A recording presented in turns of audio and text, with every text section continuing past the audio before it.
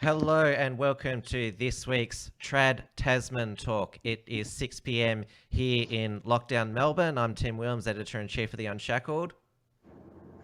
And it is 8 p.m. here in Lockdown Auckland, and I am Dieuwe Boer, the editor of Right Minds NZ, and a little bit tired of my tinfoil mask.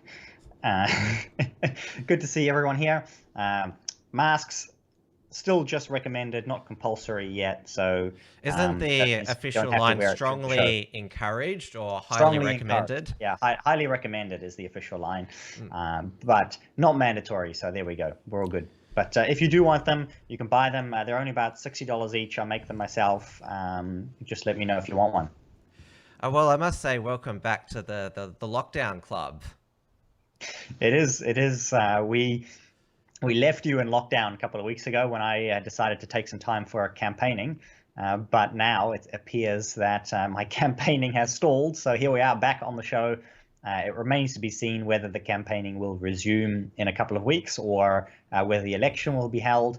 None of those questions were actually answered today. So, but you did get, as you predicted, because we had you on the Uncockables last night to give an on-the-ground report from Auckland, because you're only plunged into this. You're at alert level 3 lockdown that was due to end midnight tonight, but as you said, you weren't confident of that.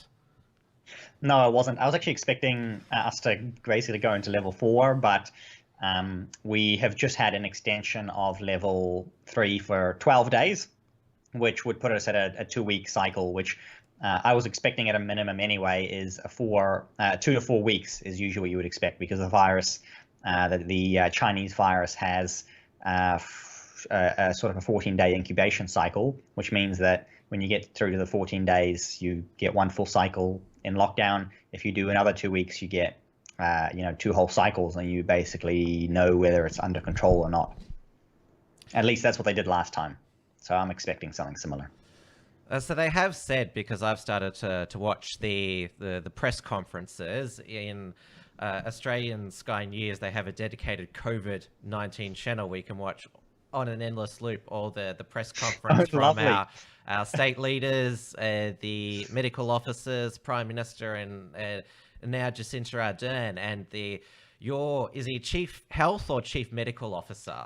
Chief Health Officer, I believe, yes. Dr. Ashley Bloomfield. We'll probably be seeing him a bit more on Australian screens. We've come to know, our Victorian Chief Health Officer, Dr. Brett Sutton, quite well. The former federal Chief Medical Officer, Professor Brendan Murphy, he's now the Department of Health Secretary. So we've got the acting Chief Medical Officer now, Professor Paul Kelly. What can you tell us about Dr. Bloomfield? Well, he was unknown until all of this started many months ago now, but he shows up on almost every briefing that we have during active clusters. He handles the media quite well. He's very, very popular, and he communicates very, very well.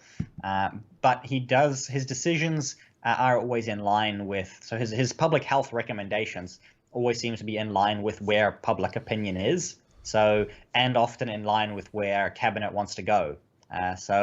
He at least, and maybe, for good or for ill, his advice always aligns with where it should, and or where it's expected to be. Very, he never drops anything unexpected. Yeah.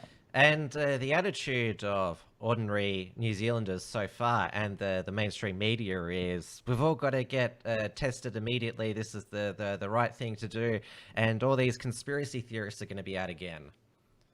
Yes, the big focus on conspiracy theorists with the media recently. But before we crack into some of that, I thought I've just seen a comment here.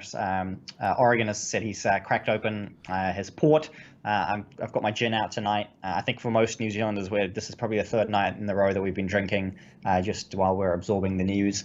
And in this show, we're planning to sort of segment things up a little bit more. So we're doing our usual introductions now, and then going into a couple of the smaller topics. And keeping an eye on the chat, of course. If you have super chats, we'll spend the most main part of the show as usual on a big topic, which in this case is incredibly obvious what we'll be talking about.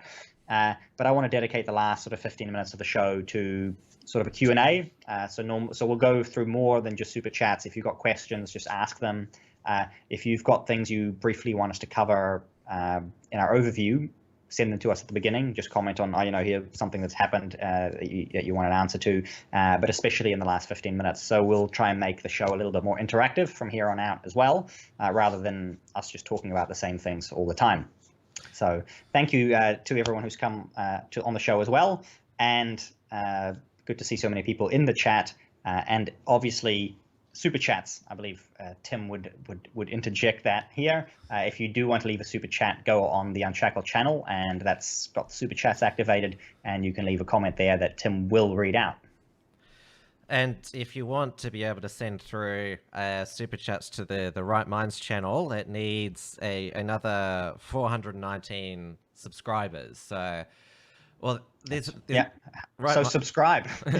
Right Minds is going to be, for the time being, one of the few non-sheeple outlets. I know that sort of, it sounds like a double reference in New Zealand when say sheeple, but it's a common expression now. The mainstream media, they're full on behind the lockdown, and as I mentioned, apparently the queues have been hours and hours and to get tested. Even though if you test positive, you get a mandatory 14-day holiday. Yeah, in a special government facility. There seems to have been a little bit more clarity around that today, where it's hard to tell if it is mandatory, because I heard them say today that you will be asked to go. And I'm not sure if asked to go means voluntary or not. But they one of the concerns was they would be ripping people from their families. But it seems that they will ask you and your whole family, the whole household, to go into their special care units, where you will be looked after for 14 days. And the testing.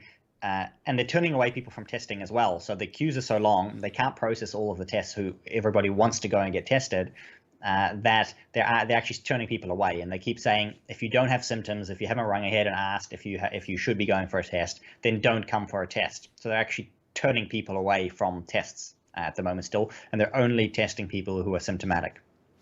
Which is the approach that Australia took at the beginning, but now pretty much anybody, at least in Victoria, can get a COVID That's because test. you're all sick anyway, so we're not there yet. Our new daily cases went up today, not significantly, but it was 278 on Thursday, which is the lowest it's been in almost a month. There were only 8 deaths today. It went back up to 372. There were 14 deaths, but it's not the dramatic jumps where we had 300 one day, then 700 the next. And our Chief Health Officer, Dr. Brett Sutton, said, I do believe that we're through the worst, but he did say when we were at stage 3 that before we went into stage 4, our modelling did say that this day would be the peak day, which, of course, we've learned not to trust the models. Oh, absolutely. And on the subject of mandatory quarantine as well, it was interesting that Ashley Bloomfield was on the Mike Hosking show on News Talk ZB, and for the Australians, Mike Hosking is kind of known as the sort of the National Party centre-right radio guy, and he asked Bloomfield, he says, will you be doing mandatory quarantine? And Ashley said, no, we rounding up is what we do to sheep. We won't be doing that to people. And then 6 hours later, the government announced that they would be putting people into quarantine. So you can connect the sheeple, you can connect the dots there. And so it was announced late on Tuesday evening that there was 4 new, well, they termed them mystery cases. Mystery yeah, that's Because right. you'd been 102 days without community transmission. Pissy Lex Peter said in the Unshackled YouTube chat, you guys in Z were doing so well, now this. Well, I think I've said this to you both on air and off air, that elimination, it only works if the borders are closed, fully closed, secure for forever. And I knew that Melbourne wouldn't be the first to have this second wave. And, well, your lives in Auckland, at least, have been turned upside down this week. Hey, absolutely. That definitely has been the case. I may as well give the case numbers updates here. We had 13 new cases today. We're up to a total of 49 cases, but 22 of those were in sort of border control quarantine, so in managed isolation. They've just so that puts us up to I have to do some quick maths on air here. We're up to about 30 something cases from this cluster, and this was beyond the point where the entire country was put into level 4 lockdown before. And the justification for not doing so now is not, it would be a bad idea, but the justification is they're all linked to a single cluster. So we've all linked them to the same group of people, with the exception of one case yet that they believe is linked. But they have not traced it back to patient 0. They're not 100% sure they've got the original patient, and they traced that one back to 2 weeks ago, or just over 2 weeks ago, I believe the 30th, or check it on my calendar here. They said the 30th or 31st of July, and that case may not have been the first case, and they have and he was a worker in the sort of a freezer, a meat packing freezer place, which they have suspected that it's come from overseas via the frozen chicken. Yes. And that's still a story they're holding to. They're still saying officially that they have not identified a breach in the border quarantine system. They're still sticking to that story to say, no, we have no evidence this came through quarantine. And because they finished the DNA reconstruction, genomic sequencing, the genomic sequencing doesn't have any DNA, is that it wasn't part of the previous strain that we had in New Zealand. So it's not been something that's been lingering around. It most definitely has come from somewhere. But they claim that it's currently 100% unknown as to where it came from. It was like sort of spontaneous generation from the freezer.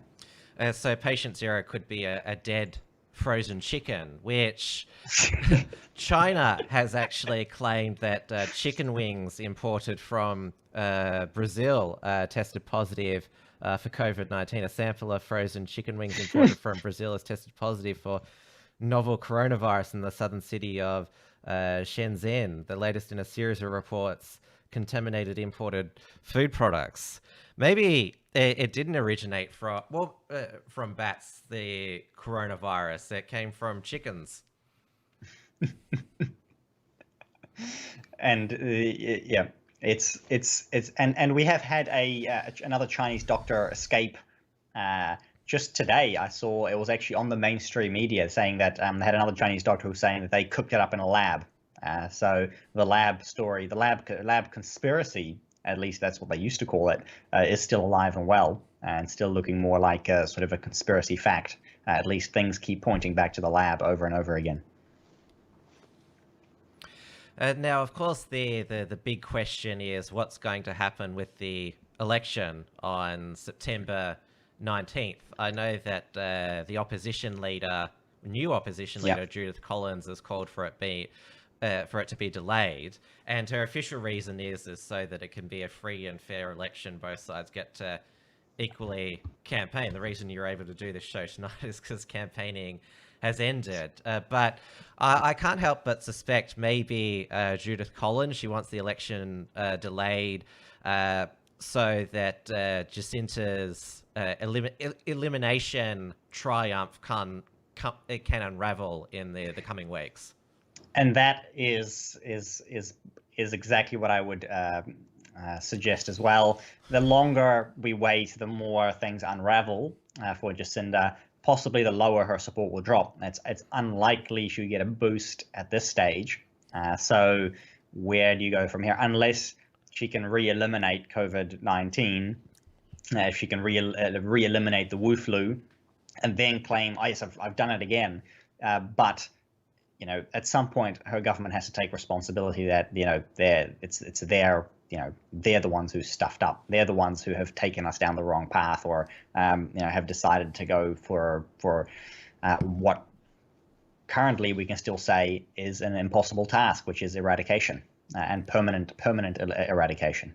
And so yes, she wants the election right now. Even the Deputy Prime Minister Winston Peters wants it delayed, but in the end, the Prime Minister gets to determine the election date, and there are legal requirements to have it as well before December, essentially. So at some point the election has to go ahead, and it's going to be interesting as to in whose favor that will be. My personal view is just we should have the election sooner rather than later. But I'd agree with that as well. Yes, it's basically a wartime election where all the cards are stacked in her favor, but it's much better to have the election within the constitutional arrangements than to now start saying, oh, we're going to pass more legislation to delay an election. That's definitely not something I'm very keen on. Obviously, she can delay it for a month or two, which is what Judith Collins is pushing for, and that would be fine. But they have generated so much uncertainty with the rolling lockdowns. There's no guarantee that we don't have wave 3 in November. And what are you going to do then? You end up in the same situation over and over again. So.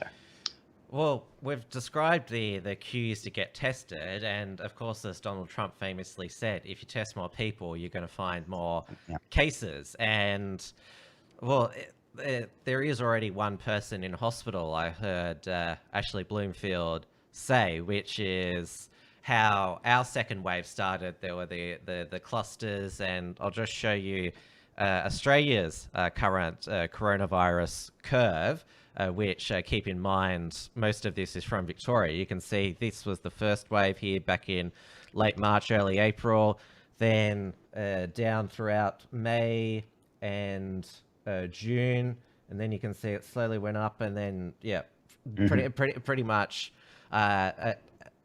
dwarfed the first wave there. It's stabilized a bit here. Yeah. And this sort of V-shaped case, and I should have grabbed the charts for these before the show, and I haven't got them. So maybe next week I can demonstrate. But this has happened to almost every country that's done a lockdown.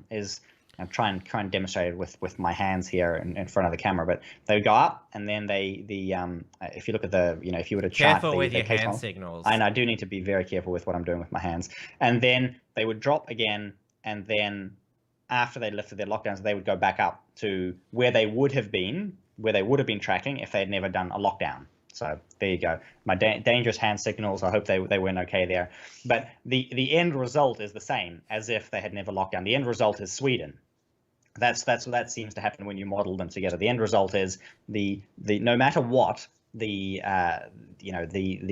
flu burns itself out. It was a respiratory virus, goes through and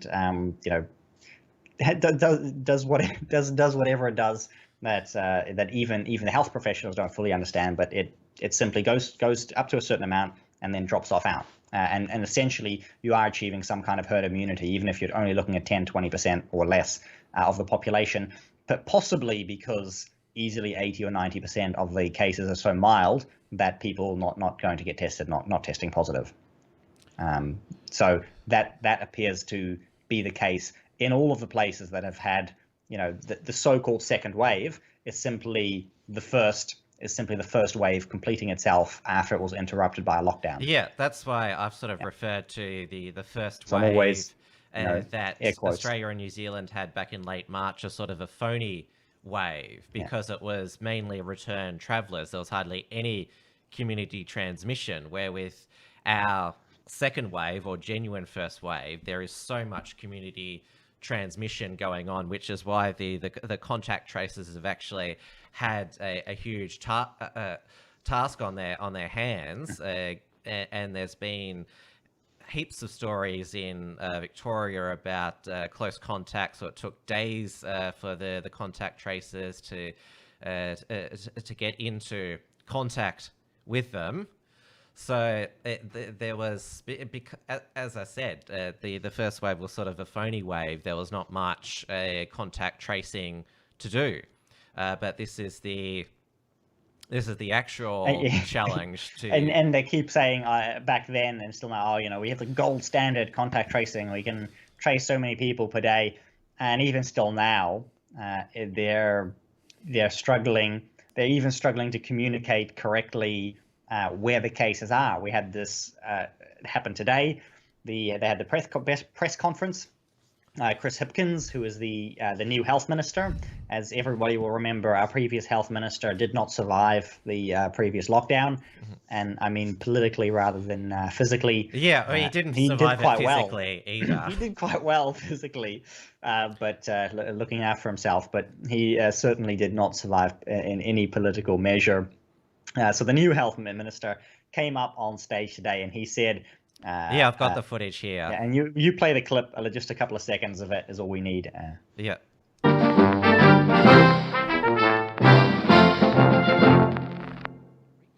Well, this is one of the challenges that we have across the country at the moment. People are at a heightened level of anxiety. That's understandable. There is one source of truth, though, when it comes to these things, and that's the announcements we make here.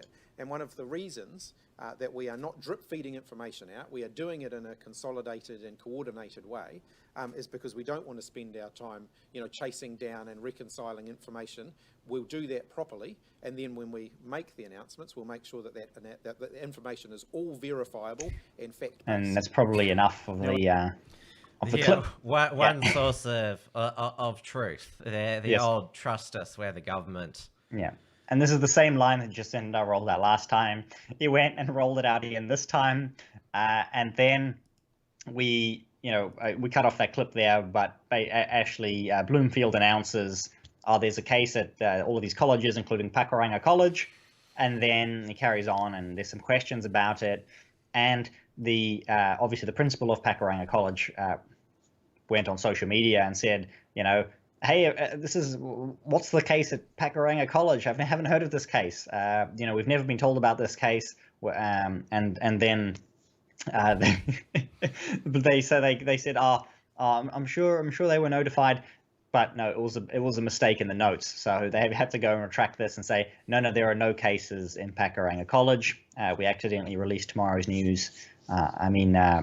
Just a genuine mistake that they made, misspoke. And then they also made statements during that press conference after being asked by journalists about a ramen shop in Wellington that said that it had a COVID patient that had come there and eaten ramen and then flown off, during the middle of his supposed lockdown stay.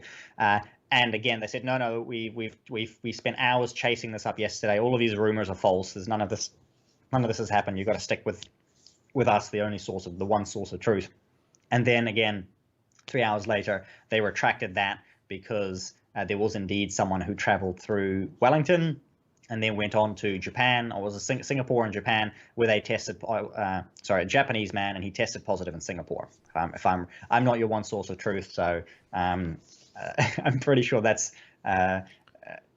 he tested positive, and then, they denied it at the press conference where they were claiming to be the one source of truth. So we're off to a very, very good start with that. There'll be plenty more of that to come, and you can imagine behind the scenes there's probably lots of frantic politicians and bureaucrats, probably lots of swearing and yelling as well behind the scenes as well. All press conferences with politicians and bureaucrats are highly coordinated. That's right, and there was that moment where some of these questions were asked, and it was kind of we didn't rehearse this, we didn't, this, and that's where they sort of tripped over themselves at that point. So the media are getting a little bit more aggressive in that sense, and that was unexpected when they had previously had such a cordial relationship. And part of that might be the media probably won't survive this lockdown. If we go into another level, full scale nationwide level 3, or even an Auckland level 4, that could kill off the media. And even a level 3 is costing us a lot of money. I think 3 days or a week is half a point of GDP, of the year's output we lose in a week, just from Auckland. So that is definitely not good for them and for us. And obviously the Reserve Bank followed up all of the bad news yesterday by saying they're printing another $40 billion. So the quantitative easing program is being extended. Josh Frydenberg, our treasurer, called out. So more fire, more fuel for the fire, which basically amounts to about $22,000 per household. So, but obviously that's not going to the households. That gets poured in down the endless drain of creating more debt for people, or financing the wage subsidy program, which is also again being extended to make sure to push it well beyond the election as well, so people won't run out of their money. And a huge proportion, the vast majority of Auckland businesses are on that wage subsidy. The media not surviving the second wave. Oh no, that would be so bad. Oh, yeah, we had in Australia, Network 10 have their second wave of cuts. Back in May, they shut down their 10 Daily news and lifestyle website. This week, they've cut their news and current affairs again.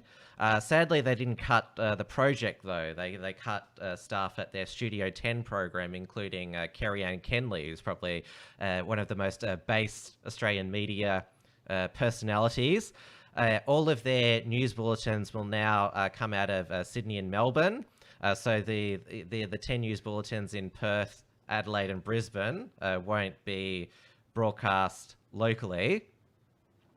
Yeah, what a shame! What a terrible shame. No. At least I'm certainly not going to cry over.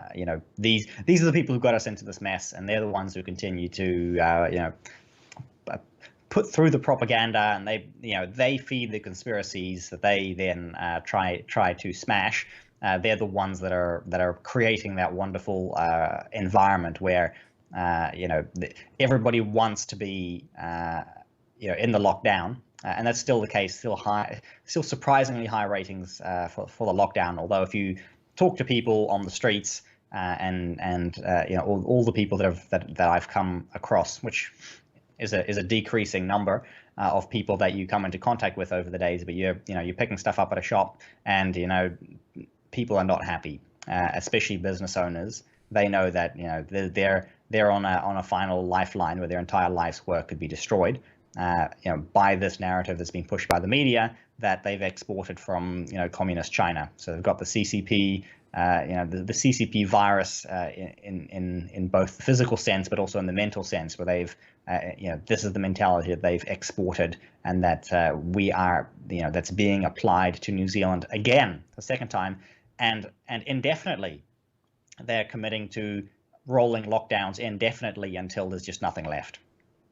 And this is why I told you last week that our media basically flipped on Dan Andrews and finally started scrutinizing his government, especially over the hotel quarantine breaches and whether ADF assistance was turned down. He still maintains that was never on offer, even though Federal Defence Minister Linda Reynolds has put out a statement saying yes, the ADF were on standby, ready if needed. So there's been this back and forth this week, and that's basically the media flip because more people have been impacted by the stage 4 restrictions, especially with the week of limbo in the first week, when a lot of people didn't know if they were a permitted worker or workplace or entitled to childcare. There was mass confusion, incorrect bureaucratic advice made it worse.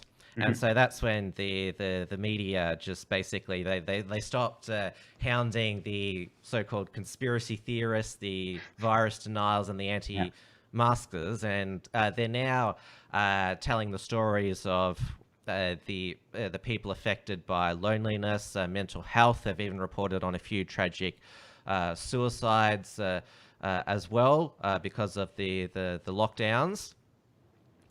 And we had break in Our Age newspaper today, which is owned by the Nine Network. They because there's obviously Daniel Andrews, he hasn't answered many questions about the hotel quarantine breaches. He palmed it off to this independent judicial inquiry. He's basically said, I don't know the answers. The independent judicial inquiry, which was delayed because of stage 4, but it finally starts again next week. Former Judge Jennifer Coate is the chair of it. But The Age broke today that the apparent patient zero was a hotel night duty manager at the Ridges on Swansea Street. This led to the infection of 5 of the 7 security guards on patrol that evening, and a lot of them went and gave it to their families in the northwest. We've heard, obviously, a lot of salacious things about the breaches in Melbourne's hotel quarantine, including the alleged bonking. If this is true, we don't know how this night duty manager contracted the virus, whether that was a return traveller. Could have been the frozen chicken. Yeah, therefore he wasn't patient zero. But this is the thing. But the genomic sequencing, I'll use that again. The Chief Health Officer, Dr. Brett Sutton, has said genomic sequencing traces it all back to the hotel quarantine breaches. So it did come from there. Exactly how the breaches occurred, that's still, we're only getting leaks to the media.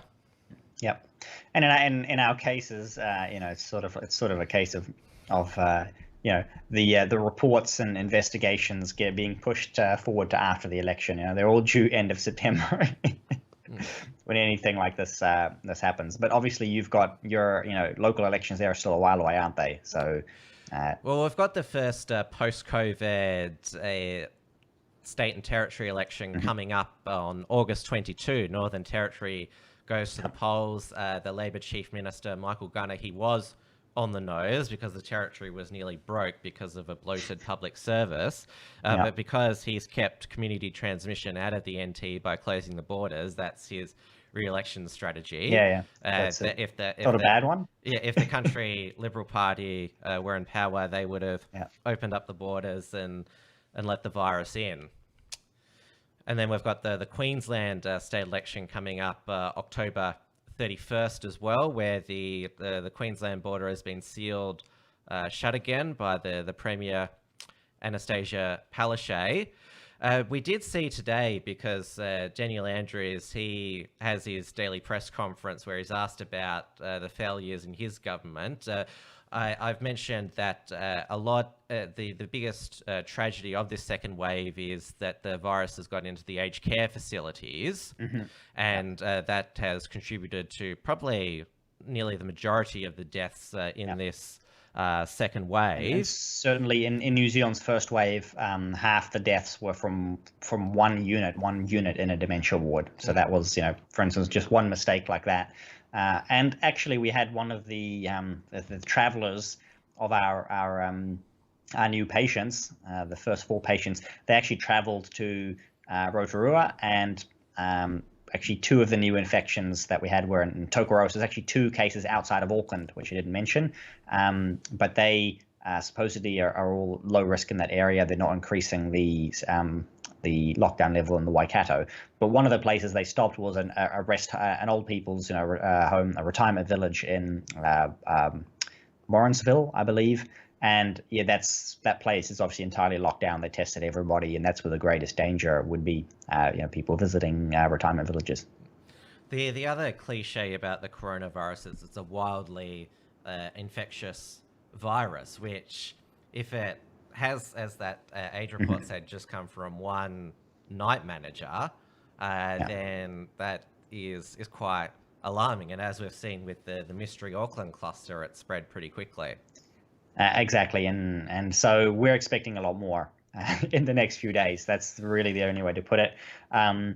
They're playing it down. That's at least that's the impression you're getting from the people on the ground, the people who've got a little bit more information, and as they feed through the cases after the press conference, often the extra details they're feeding through about specific patients raise a lot of questions as well around how bad this is going to go. A lot of people were talking, they had a doctor next door to the business where this all started.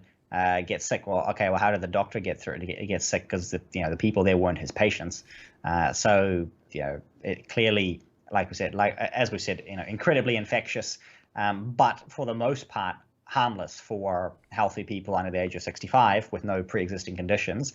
Mostly no problem.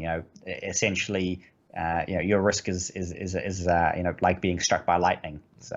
Although we did have in Victoria, as announced today, a man in his 20s died from the coronavirus. Of course, for privacy reasons, they don't say if he had any pre-existing conditions, but it's overwhelmingly those in their 60s, 70s, 80s, 90s, even 100s. Yeah. And so this is why in most of the world they've opted for the or involuntarily, no matter what, it's clear it's a respiratory illness that will run its course. It will run its course, and New Zealand is one of the few countries that could stop it, Australia too.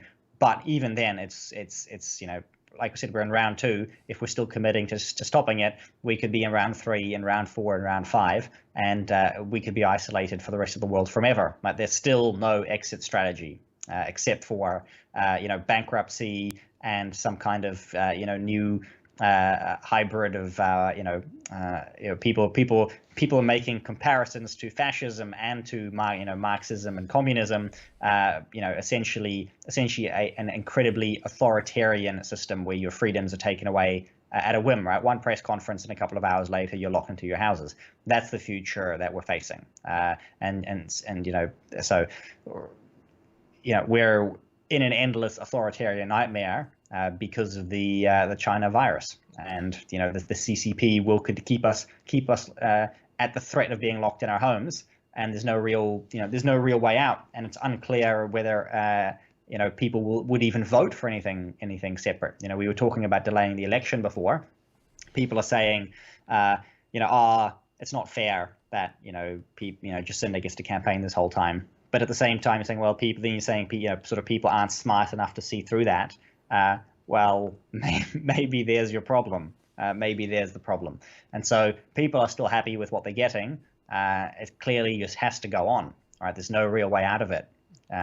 Obviously, getting the people to realize that there is no end game here, and that's going to happen slowly over time. And so supporting that, bringing all the information to light, encouraging people to speak up and to not be afraid of speaking up. That's important. Giving people the right information to say, hey, this can't go on forever.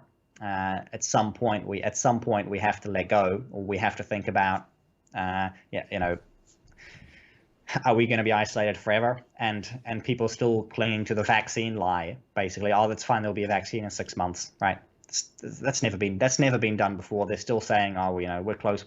They've been saying that we're close since March. But apparently we're very closer now. Yeah, very, very closer now is what they say. But that's good luck with that. But that's as long as they can cling to that, people will not sway from their belief that we have to simply suppress at all costs. So people will continue to embrace authoritarianism until either we get a vaccine, or and then they can force enough people to take it, or convince enough people to take it. Likely is the route they will go. I don't think forcing people to take it will go anywhere. They will drop compliance rates through the floor. But that's it, and people are not going to, in large enough numbers, really change their mind. Hence, back to delaying the election. We'll see. Someone in the comments has pointed out Russia has the vaccine. I don't I didn't know. They say they had the vaccine. I remember the Israelis have been saying they had a vaccine. Oh, we got the vaccine. We're 2 weeks away from the vaccine back in March. I mean, where's the Israeli vaccine? It's nowhere. And why would we expect anything different from the Russian vaccine? It hasn't gone through stage 3 clinical trials where they have to test thousands of people. Test the vaccine on thousands of people. And the only other approach to a vaccine is herd immunity, which Sweden... And everyone else is going to get there except for us. Well, Sweden reached it through a deliberate strategy. New York and Italy reached it through government negligence, which is, I'm hoping that Victoria reaches herd immunity. Basically, because we still have 7,877 active cases. It's sort of plateaued around there for a couple of days now, because the recoveries are now starting to equal the amount of new infections as well. But going back to the aged care breaches, in Australia's health system, aged care is the responsibility of the federal government, and so it's their job to basically regulate and put through how the laws that how aged care facilities are to operate. And just coincidentally, this week, the Federal Aged Care Royal Commission has been conducting hearings where it's been alleged by the council assisting that the federal government had no COVID-safe plan for aged care facilities. And so Scott Morrison had a press conference today where he said he was deeply sorry for pandemic failures. Mm-hmm. This was his press conference this afternoon. He claimed that the notion that there was no plan, he said that's not a Royal Commission finding, but he said he was deeply sorry about mistakes made during the coronavirus pandemic on days that the system falls short and the days expectations not met. I'm deeply sorry about that, and of course I am. And I know that everyone who is involved in the process who is trying to meet those expectations is equally sorry. Which is, and of course, in this situation where people have died, sorry really doesn't cut it. No, that's right. But it's difficult to say. Did anybody make the right decision in terms of New York sent their, was it De Blasio sent, Cuomo. Was it Cuomo is the one, that's right, and De Blasio is the governor, and Cuomo the mayor. De Blasio is the mayor, Cuomo is the governor. Is that way around? Which one? And it's not that long ago, but I remember one of them sent people back into the aged that was care Cuomo, homes. yes. And that was Cuomo, so that's okay. Yeah, so it was the governor. Sorry, the mayor, and I was going the mayor all along. And he sent people back into. He tested positive for coronavirus, go home into these facilities, and so thousands of people died because of that. And the Swedish, chief health officer actually did apologize as well for basically not protecting aged care facilities, saying, we didn't expect it to be this fast, this bad. We've never dealt with anything on like this before, and we failed to protect the elderly. And once they got that under control, once they resolved that, their death rate has plummeted, right? And we've already noted how both Australia and New Zealand saw high death rates due to aged care facilities, and so the fix that these countries have is pretty similar. You protect the aged care facilities. The virus burns out. You have very few casualties, and that's it. And how do you apologize? You have to just saying sorry probably doesn't cut it. Going a little bit beyond that to basically say, look, we weren't quite ready. And I think him saying, there was no plan. You got to go a little bit further than that and say that plan. We didn't have a plan for a situation like this that was as bad as this. We just weren't ready. We did have dropped today the findings of the inquiry into the Ruby Princess cruise ship catastrophe, as it's known. This was back in late March when those cruise ships were one of the biggest incubators of the coronavirus. and this Ruby Princess was allowed to dock in Sydney, and the passengers allowed to disembark without any testing. So the report was released today, where it called inexcusable and serious errors made. And it says here, the New South Wales Health should have ensured that cruise ships were aware of the change in the definition of a suspect case. And you go down further here.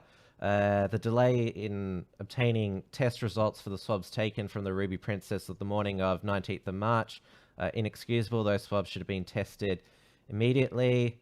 Going back up here, 101 persons fell within suspect's case definition of 18 a month, and 120 by the time the ship docked. New South Wales Police should have ensured that such persons were isolated in cabins. These were serious mistakes of New South Wales Health. But nobody has lost their job over nobody this. Gets held nobody is held accountable. The New South Wales Health Minister, Brad Hazzard, he still has his job, and he particularly lost it at the end of last week in the New South Wales Parliament, where he was asked by the opposition leader, Labor opposition leader Jody McKay, is the reason that you're not making masks mandatory is because there's a shortage of them, and he got extremely triggered by that and said that I wish you had a mask so you could be shut up. He just basically belittled and mocked her. It was really, he did apologize later, but you're not exactly got the cleanest pair of hands. No, and as we always know, government is your most incompetent, least capable entity, and to put your trust in that is a guarantee for disappointment. To let them dictate how everything's going to, they are going to stuff it up, right? They did it in New Zealand. You had the world's largest boat, and they stuffed it up because it's the government. And the government will always stuff up. That's the reality of it. And on that note, we've got about 15 minutes left or so. If anybody has any questions on anything, if you've got super chats, we'll guarantee we'll read them out. If you've got questions on any subject, just leave them in the chat while Tim goes through a couple more items, and we will just answer some of your questions on any topic if we can. With the Ruby Princess disembarking, if I'll add to that for a moment, there was a blame game that broke out, whether it was the responsibility of New South Wales Health to check the health of the passengers or Australian Border Force, because obviously having border in the name, they're supposed to safeguard the nation from foreign threats, which the coronavirus is. Scott Morrison was asked today and said that there is no doctors in the Australian Border Force. That's not their job, which I'm surprised he wasn't challenged in this press conference to say maybe you should have a biosecurity division with some doctors. That would seem like a good idea. Yeah. Because that should be something that should come out of this if you're going to prevent. Exactly. You need to be asking already, okay, what's going to happen next time? Even if it, and one of the issues that we had sort of was, the last time anything this big happened was over 100 years ago, when sort of the records on it were a bit rough, and we didn't have the technology that we have now. Actually putting permanent improvements and periodic reviews into place for, because the government's always ready for the last disaster, and they always put the permanent bureaucracy in place that sticks around forever, sort of like the 9/11 airport security theater stays in place forever. You don't want a situation where you're going to be keeping the pandemic security health theater in place forever, for instance, like people wearing masks that have no idea what they're doing with them, which wearing a mask can help. Wearing a mask badly, though, can make the situation worse, and there's very little direct application. It's just a case of everyone's going to go and do that. Everyone needs to do the same thing, and everyone needs to feel like they're somehow participating and show that they care, and without anybody actually sitting down coming up with some concrete ideas that actually work for next time, and the same flimsy measures stay in place forever. And that's sadly basically inevitable. But that's not the case. That's not the way it should be. And people do need to challenge them on that. And the media, as we have talked about today, is as useless as ever still, even though they're trying to pretend to be a little bit better now. Because what's going to be the new normal of international travel? You have to isolate when you arrive in a foreign country for 14 days, or have a vaccination sticker on your passport if there is a vaccine. And you got to shuffle barefoot through the airport to make sure you're not carrying any bombs, and then you got to have your mask and your isolation to make sure you don't have any viruses. It's gonna. I have very little hope we get anything good out of it, but certainly people should be asking the questions, and perhaps things can go better.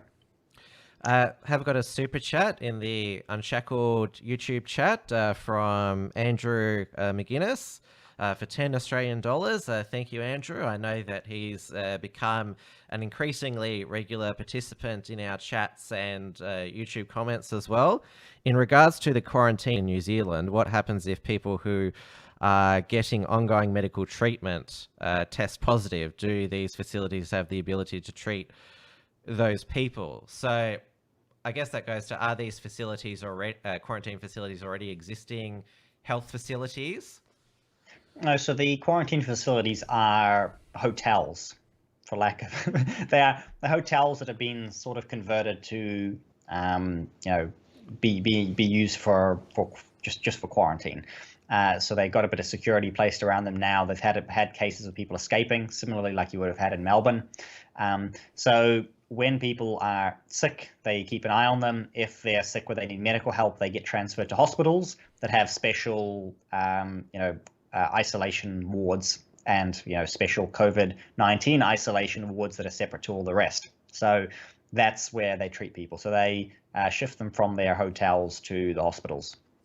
And that does not seem to have really caused any troubles recently or at all. But we don't, again, they can't figure out where the cases are coming from. So who knows?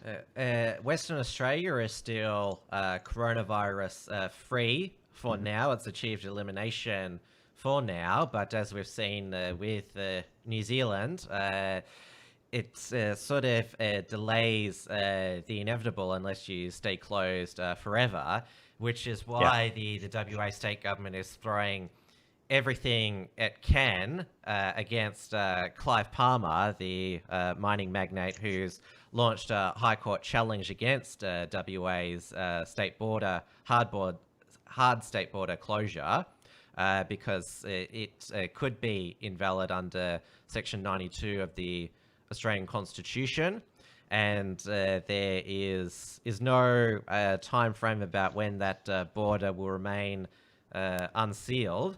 And he's basically become the #1 enemy of the state of WA, and now it's intensified over the past few days. Because sued the WA state government for $30 billion. This stems back to a mine that he didn't get approved in WA in 2012. So he's claiming damages there. So the WA Parliament has passed emergency anti-Clive laws to basically invalidate his lawsuit. And the legislation says it removes the principles of natural justice and due process with regard to this matter. So they basically tried to get rid of his lawsuit by making it illegal. Yeah, that's a brilliant idea. That's the wonders of being in government. Absolutely. And he's vowed to take this to the High Court for a breach of the separation of powers. Yeah, and that's the only place he can go with that. I've got a question in my chat, just a regular one. What's on display in the background tonight from Dr. Foster? Good question. I like that one. I need to face the right way. I've got the book that I'm reading at the moment. I'm actually reading Seeking Allah, Finding Jesus by Nabil Qureshi. And that's the book that I'm reading at the moment. It's actually a very, very good book. I really would highly recommend it to to anybody. It's a wonderful story about someone who explores the great details of Islam and Christianity, and as you can tell from the book title, comes to a certain conclusion. And behind me on the other side is actually a little plant I picked up today. It's called a wandering Jew plant, and I put it in the background because I picked it up today, actually. So something you can still do under New Zealand's level 3 lockdowns is buy stuff on Trade Me, and if somebody leaves it outside their door, you can go and pick it up. You can still click and collect from stores. So that was just a little something I picked up today, and you can as long as we remain in level 3 lockdown, at least we have the ability to travel within Auckland and not leave, as long as we don't leave. Because New Zealand's level 4 lockdown is you've still got it as your official alert level 4. It is more draconian than stage 4 that we've got in Melbourne. And obviously the difference is that in Melbourne we've still got our local KFC open for takeaway, and other businesses as well. Bunnings hardware store is click and collect. So is Kmart. Contactless delivery is the terminology. Yeah, and that's what we've got as well. I can pick a question from your chat. I noticed as well from Daniel Walker. You said, your teeth are shining white, very bright. What's your secret? Also, fluoride in the toothpaste is the way to go. That's and the water. We have fluoride in the water as well, which helps a lot. So some people would in this chat would say that's why you have certain views. Oh, I'm sure they do. And I've just to follow up on my wandering Jew plant. Apparently, the politically correct have insisted on renaming it the wandering Dew, or the Dew as the Americans would say, which we still say as Jew with a D. Saying it's an invasive weed. Yes, I know it is an invasive species, which is why it'll be staying inside. We'll be keeping it locked up inside the house, and won't be letting it out. Another development over the past 24 hours, I mentioned the Queensland state election on October 31st, and this was quite a disgraceful episode. The Palaszczuk government tried to pass basically censorship laws that would make it illegal for the media during an election campaign to report on allegations referred to the state's Crime and Corruption Commission under the threat of $6,672 fine or 6 months imprisonment. So therefore it would be illegal to report if any candidate is under a corruption allegation or investigation, and it has been withdrawn today after there was severe backlash. But that is pretty alarming stuff, that you could accidentally elect somebody who is under a cloud. Yeah, that's quite yeah. I wonder why that one got dropped. I wonder maybe some lobbying going on, some politicians with the something to hide. Just maybe. And it fits in perfectly with this question I've got in my chat as well. Somebody asking what are the chances of a free and fair election in New Zealand? The likelihood of a free and fair election in New Zealand by Clarkey. And Clarkey is a regular here and also a regular super chatter. But this is just a normal question. It depends on how people are defining fair, especially. Obviously, Jacinda gets to hog the airwaves until September. So many people are not going to consider that to be fair.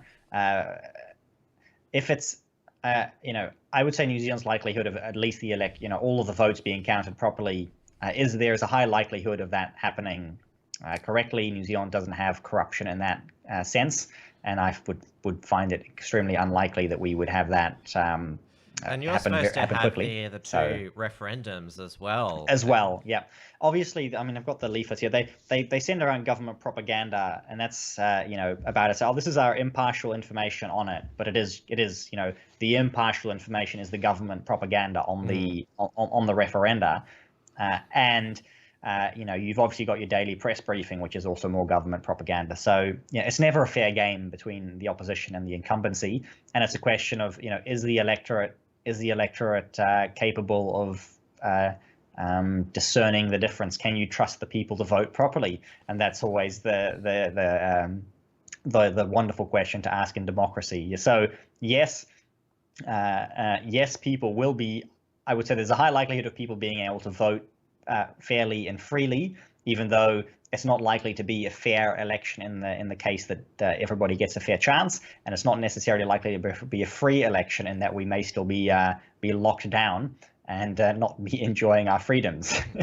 Is there because the big buzz or the promoted alternative election method is mail-in ballots? That's right. So so you could do postal voting with the election. Not very many people are keen on that, and I think it would be a strange thing to push, especially with the controversies in the United States at the moment. Jacinda announced today saying, the Electoral Commission has plans in place to hold an election under level 2. So if Auckland can be dropped to level 2 by election day, then it seems like the intention is just to go ahead with it. So with social distancing, the election can be held. That's the idea. Which is completely up in the air. Obviously, campaigning can't be done, right? You can't go out and campaign. Which is why you're back here on a Friday night. Which is exactly Tasman why talk. I'm on the show. Yeah. And you'll be back again next week. And I will be back again next week. And in terms of, and somebody in the chat is alluding to this as well, asking, so how things are going with New Conservative. I think things are going pretty well in terms of the campaign. The poll numbers were climbing slowly but steadily. A lot of enthusiasm, a lot of support out there. Huge numbers of supporters, people delivering leaflets, and the rest of the country is still in level 2. So we've actually decided we are continuing campaigning outside of Auckland. So if you're not in Auckland, New Conservative will simply continue campaigning, even though many parties have suspended it. The election likely is going ahead, but we will find it on Monday if there's any delays. But you may as well keep campaigning as if the election is going to happen. That's the way that I would approach it, and give it the best that you've got. Unless you're in Auckland, and then you're stuck, like me. Well, we'll await the 2-day delay on a decision on the election, and this is the worst thing about being in heightened lockdowns is basically your way of life depends on the daily press conferences of your leaders. And people's lives, people's planning gets cancelled. People stop planning, and everyone just lives day by day in terms of okay, hopefully I can get my next meal. People queuing up outside the KFC because the reason they're queuing up outside of KFC and you've got an hour-long wait for KFC in Auckland the past couple of days is because as far as people are concerned, they could be in level 4, midday the next day. Yeah. And then not be able to get the KFC anymore, and so everyone sort of acts like every meal is their last, and nobody plans for anything else, and that's really the saddest part, and the apprehension I saw from some people who were having to deal with the psychological impacts of having to go back into level 4, which thankfully hasn't happened, but that would have been immense damage done to people, and it's already just going back to level 3, level 2. These things are damaging to people in the long run psychologically. Yes, definitely. Tomorrow is August 15th, which is the 75th anniversary of the end of World War II, with the surrender of Japan, victory in the Pacific. Remember those veterans of World War II, they fought and died for the freedom that we enjoy today. Oh, sorry, wait. Oh, yeah. Sorry, not if you live in Auckland or Melbourne. Yes. Because Jacinta actually did confess today that freedom has been suspended. That's right. So freedom is optional in the crazy world that we live in. Rather than people being able to decide, and take their responsibilities themselves, all these decisions have to be made for you today, and that's very, very different to the way things, were thought to be 75 years ago. Yep, it's certainly worth reflecting that victories for freedom aren't permanent. Absolutely. And so don't stay quiet. Keep Exercise your virtual free speech is what I'm saying. Exactly.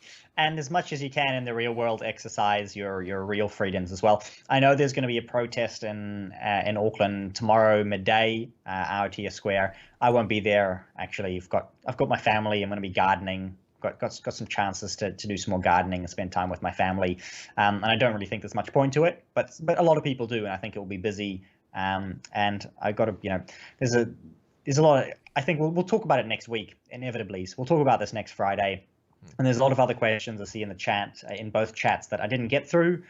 We'll do question time again next show. I think it's actually a really good thing, good fun thing to do. Let you ask your questions for 15 minutes at the end of every show, and we'll make sure that we work that in permanently as an improvement to the show. And do keep giving us your feedback. Do give us, send us, throughout the week other topics for discussion if you'd like us to discuss them. I know a few people do that, and we don't always get around to everything, but we appreciate everybody's impact, everybody's comments and everybody's feedback, and we do try to take it to heart and try to improve the show because the show's for the audience. Yeah, and I noticed that the audience that picked up towards right at the end, YouTube decided to play its usual trick tonight, where it was a slow audience start, but then picked up at the end. So thank you so much for everyone for joining us regularly. Thank you to Margot again for moderating, and yes, we'll be back next week, which we don't know what will be the state of our cities during this time. This is this is the thing about the uncertainty of this time, and it's not even one day at a time now, as you saw in New Zealand. It's half a day at a time. Exactly. Yeah. One last reminder here in the chat. Thank you, Clarky. Christchurch March for Life tomorrow. So the March for Life in Christchurch is going ahead.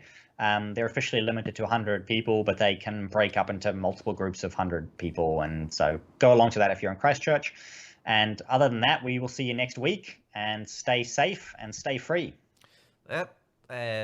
Have a good weekend, everybody. Well, the best that you can in the circumstance. Take it easy, everyone.